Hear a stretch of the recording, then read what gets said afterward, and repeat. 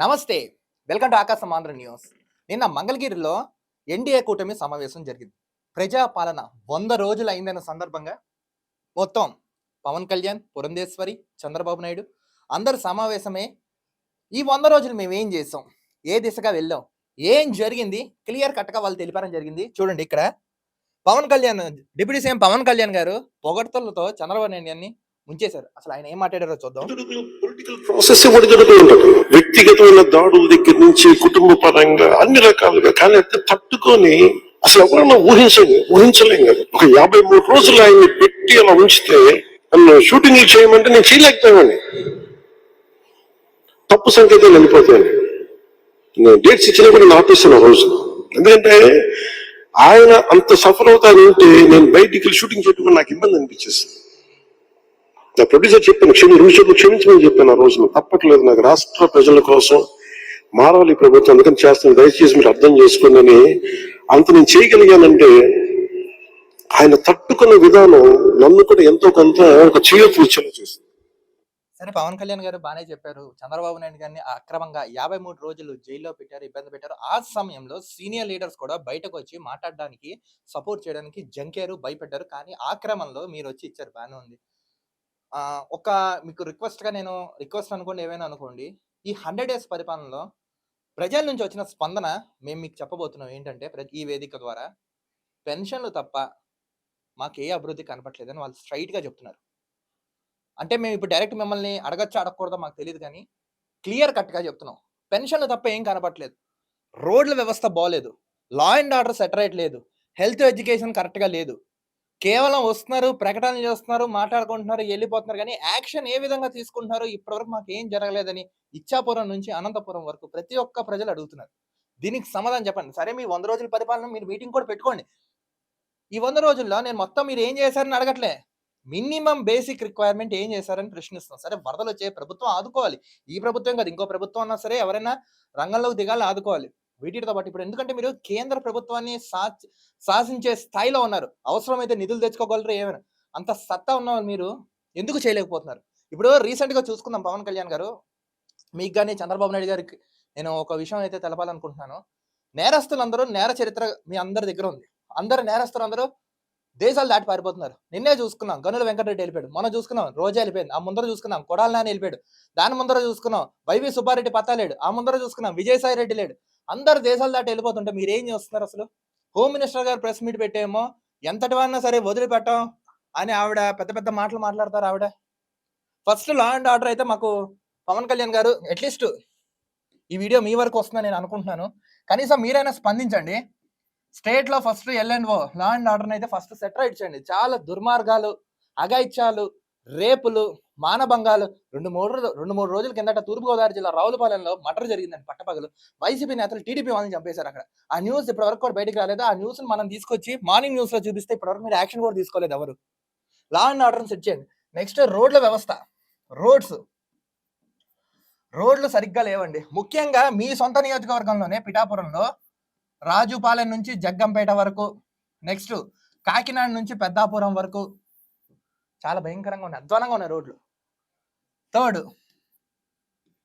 కొన్ని ఇప్పుడు ఎందుకే మీరు చెప్పారు ఒక దళిత కాలనీలో 1 వీక్లో మీరు వాటర్ అరేంజ్ చేశారని. చాలా ప్రాంతాలు ఇలానే విద్యుత్తుకు కానీ మంచినీరుకి కానీ నోచుకోలేని చాలా మంది ఉన్నారు.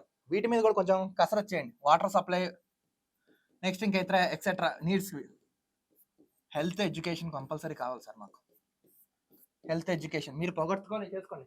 హెల్త్ ఎడ్యుకేషన్ మాకు కార్పొరేట్ స్థాయిలో కావాలి. మాకు కార్పొరేట్ స్థాయిలో కావాలి. కేంద్ర ప్రభుత్వాన్ని శాసించే స్థాయిలో ఉన్నారు కాబట్టి మిమ్మల్ని మేము ఇది పదే రిక్వెస్ట్ చేస్తున్నాం. హెల్త్ ఎడ్యుకేషన్ మాకు కార్పొరేట్ స్థాయిలో మాకు కావాలి. ఆంధ్ర రాష్ట్రంలో విద్యా విధానం మీద కూడా గతంలో మేము చాలా వీడియోస్ చేసామండి. మేము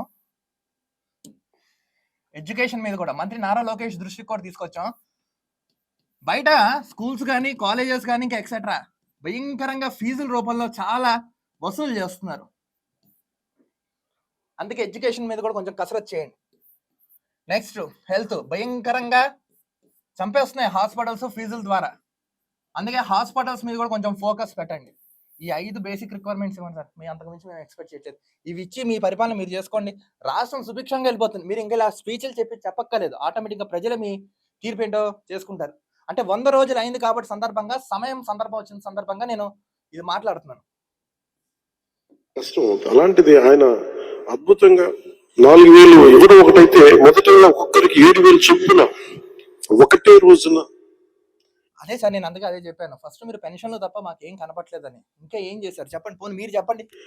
65.18 లక్షల మందికి, అది కూడా ఇంటింటికి వెళ్ళి 4,408 కోట్ల రూపాయలు అప్పులు మీరు ఇలా చేయండి, ఇలా ఆలోచించండి.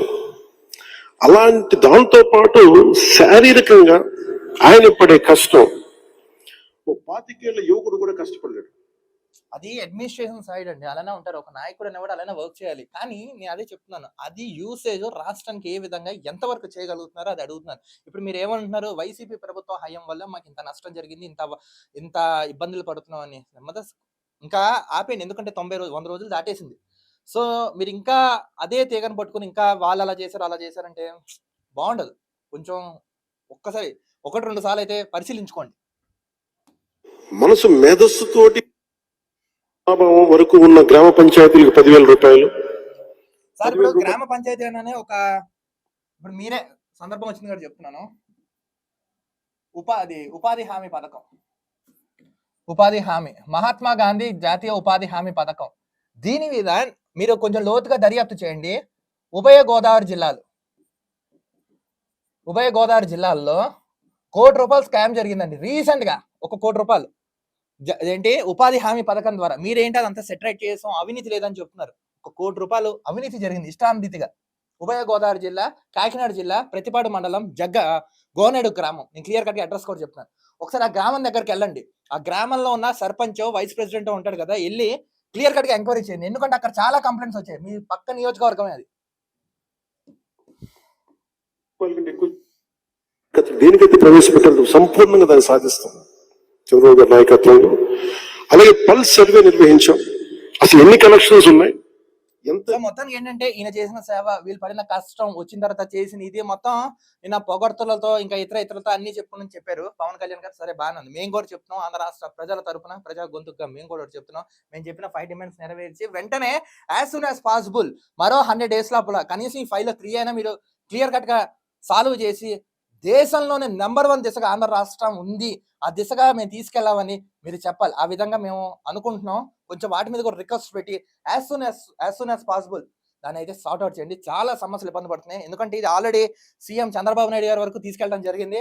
బట్ ఎటువంటి స్పందన లేదు. అట్లీస్ట్ మీరైనా చెప్తున్నారు కానీ మీరైనా వాటి మీద ఫోకస్ పెట్టి ఈ సమస్య సాల్వ్ చేసి కొంచెం ఆ దిశగా అడుగులు ఇవ్వాల్సిందిగా కోరుతున్నాను. లాస్ట్ బట్ నాట్ లీస్ట్ ఒక్కసారి మీ రాక కోసం పిఠాపురం ప్రజలు ఎదురు చూస్తున్నారు. ఒక్కసారి మీ నియోజకవర్గం దగ్గరికి వెళ్ళి వారికి ధైర్యం, భరోసా, నమ్మకం ఒకసారి కల్పించవలసిందిగా మేము కూడా ఈ వేదిక ద్వారా డిమాండ్ చేస్తాం.